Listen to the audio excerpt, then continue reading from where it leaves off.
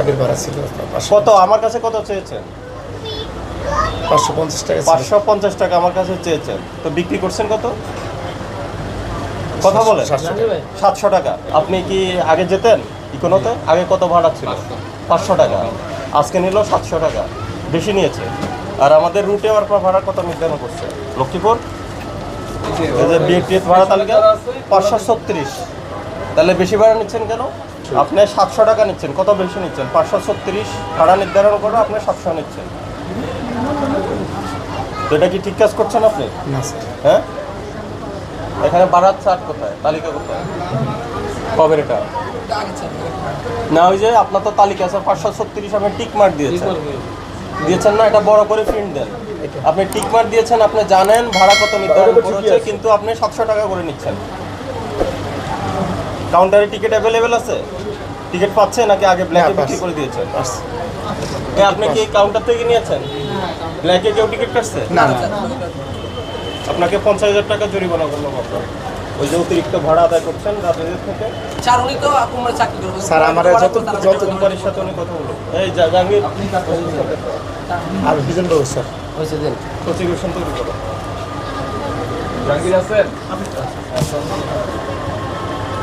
এটা একটা ছবি তুলে নেন, আপনাকে আমরা দিয়ে দিচ্ছি। এটা একটা ছবি তুলে নেন, পিছনে যারা আছে ওনাদের কাছ থেকে দিচ্ছি। আপনাদের থেকে কত নিয়েছে? সবার থেকে 700 টাকা। একটা ছবি তুলে ওনাকে দিয়ে দাও। আর গাড়ি আসছে আপনার? না আসতে স্যার। আমরা জরিমানা করছি কোনো যাত্রী যাতে কোনো ভোগান্তিতে না পড়ে। না যাচ্ছে স্যার। হ্যাঁ, ওনাদের যাতে আবার কোনো পেরেশানি না করে। যদি আপনাদের কিছু বলে আমাদের ফোন দিবেন, ঠিক আছে? কত বয়স আপনার? 45। এটা প্রতিষ্ঠানের নাম কি? কোনো ইকোনো সার্ভিস। এটা কি ঢাকা টু লক্ষ্মীপুর নাকি? হ্যাঁ সাইদাবাদ।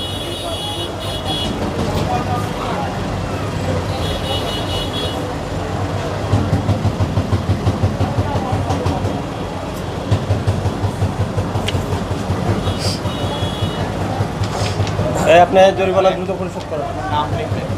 না আমার মোবাইল ওটা। আপনি কি ইকোনোর?